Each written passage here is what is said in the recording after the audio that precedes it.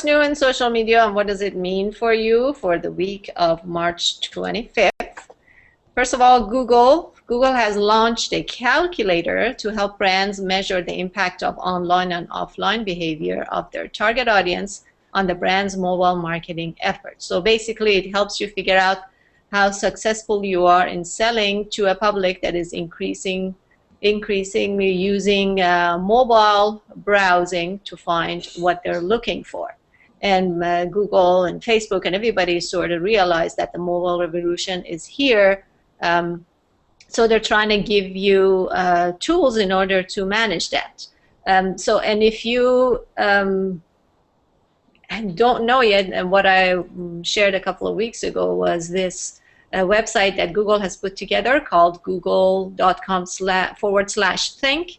And if you subscribe to their newsletter, they give you information about the latest Google projects and all these wonderful new ways of marketing.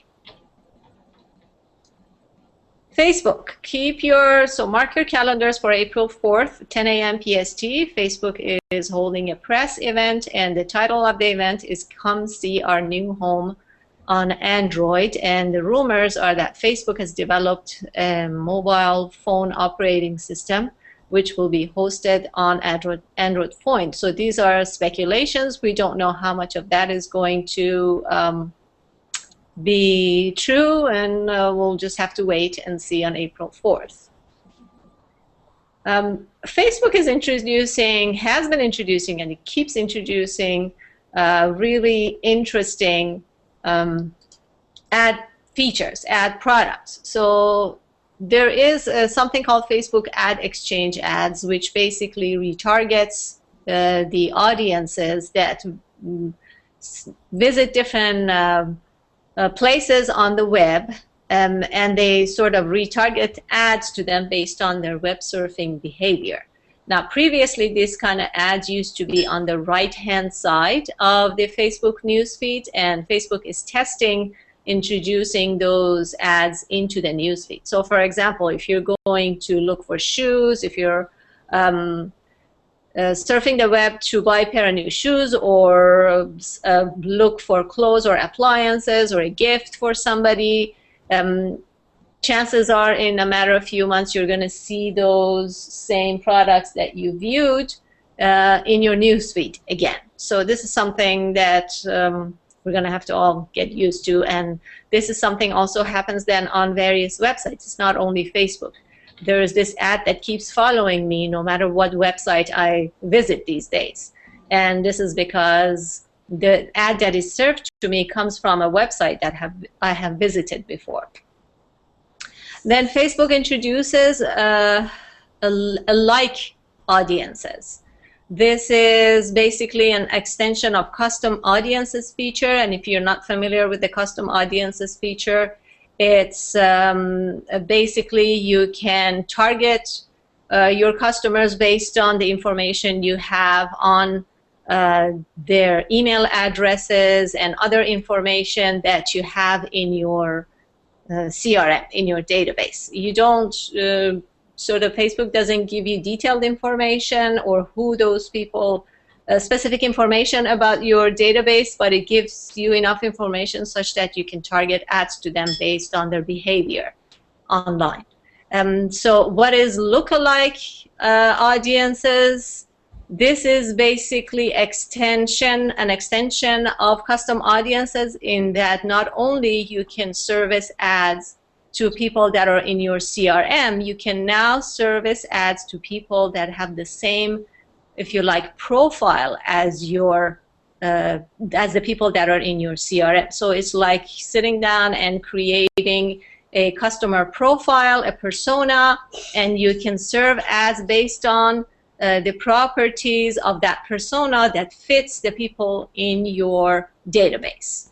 There is a quite detailed description of these features in this link that I'm showing you here. This basically takes you to a page on Facebook that describes all of these different ad features. So this is extremely interesting. Some people might find it annoying, but I kind of think that it's extremely powerful.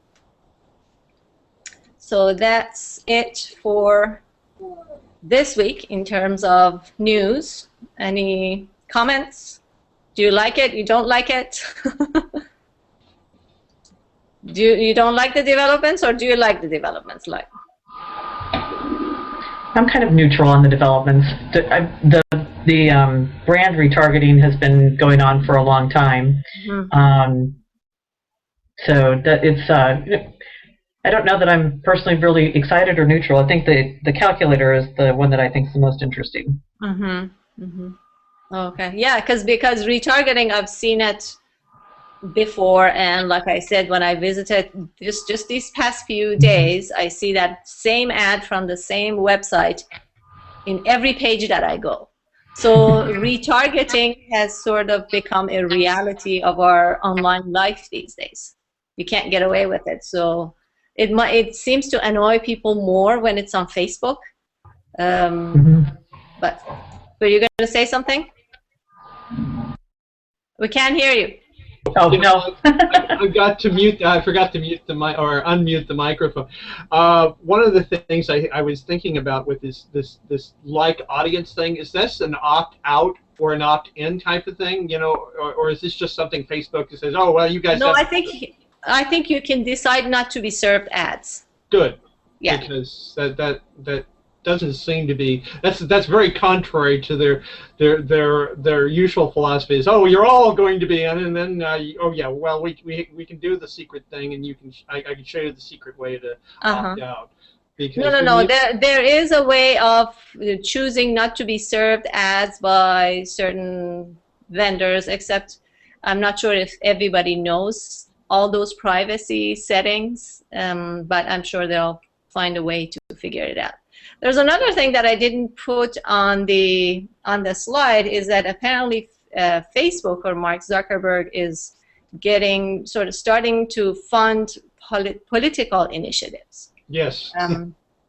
And I kind of view it might be a little bit scary given the amount of power we think Facebook has, or Mark Zuckerberg has, but when I think about the time where SOPA was sort of trying to be passed through the Congress, and they were going to really limit the way we were going to use social media accounts, and for example, if somebody would leave a comment on your blog post, on your Facebook comment, or whatever, you would have to check each and every one of those comments to make sure that it's compliant, it's not breaking copyright issues. It would basically make it impossible for us to use social media. And because people like Facebook and Google and basically everybody online, they shouted really, really loud, as loud as they could, until that didn't go through. So in a way, in terms of our ability to gain information freely and to discuss freely as human beings, I see it as a positive move for Zuckerberg to care about political initiatives, to have something about it. Do you have any views? Only that it's a double-edged sword. What you know, it could be used for beneficial purposes, like stopping something like a SOPA initiative, but it also can be used for as a bully pulpit to get their own sort of agenda forward. You know, let's say Facebook was more like Oracle, which I think is a rather evil organization, but that's neither here nor there. They aren't above, you know, coercion and type of hard sell tactics. Now, if they want something, I'm seeing that They go get it. They'll get it. Yeah, it's like their hostile takeover of PeopleSoft. Yeah, exactly. Or a number of other things that they've done in the past. I mean, I live in the Silicon Valley, I used to live in the Silicon Valley. I still live in the San Francisco Bay Area, so I see this stuff firsthand and have a definite.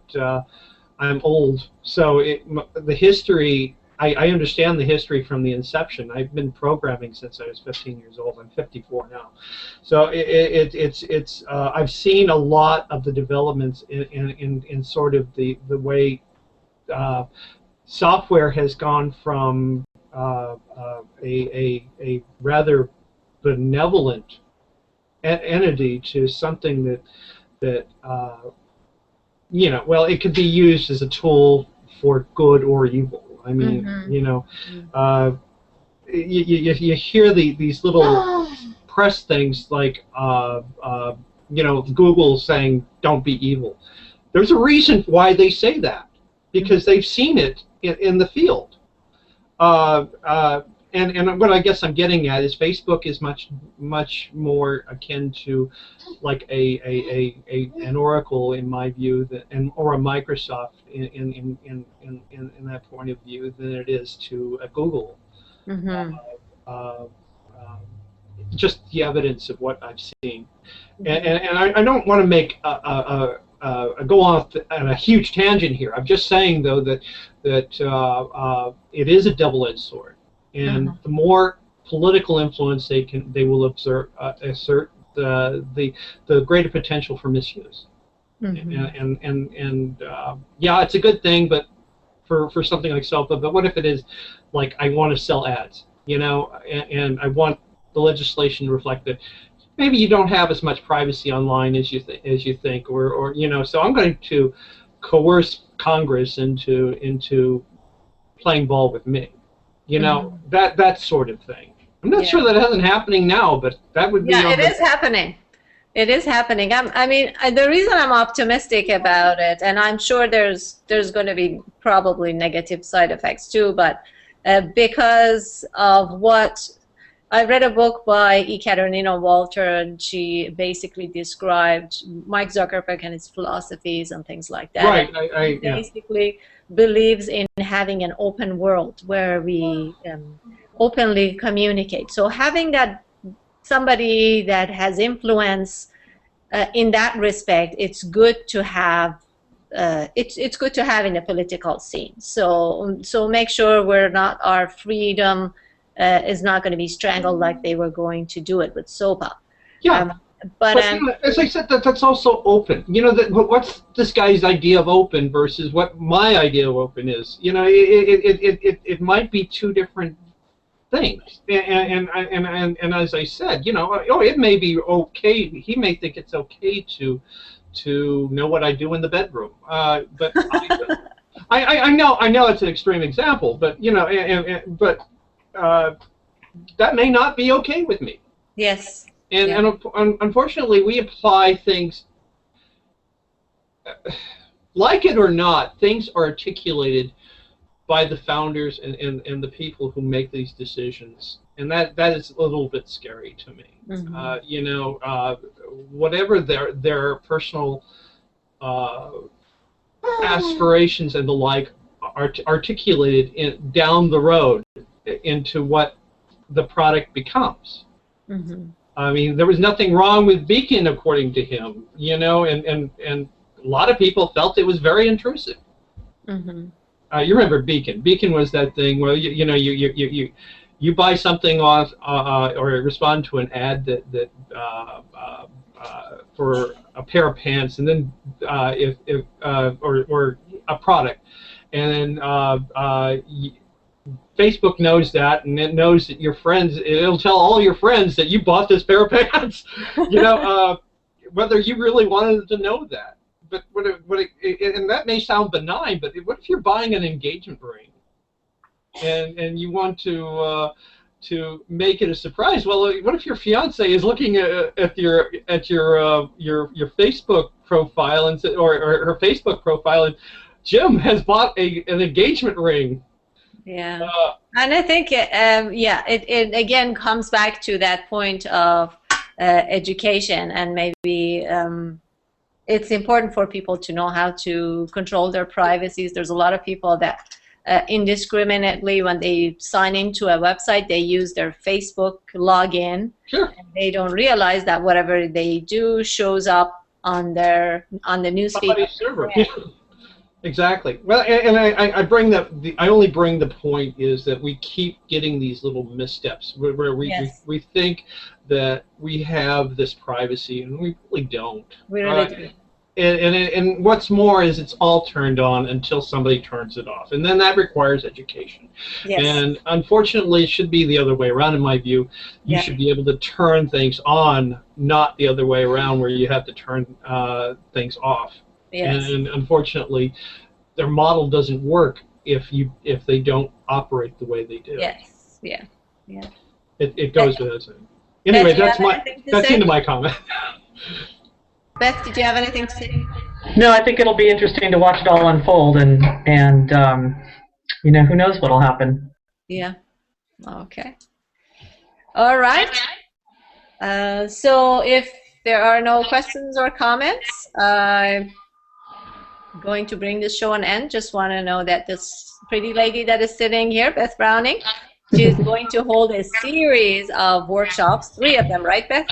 Yep, that's right. 3 consecutive workshops on SEO. I'm just looking so forward to it.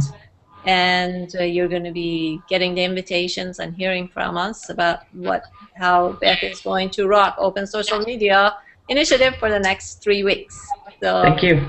thank you Thank so you much. very much. It is a pleasure.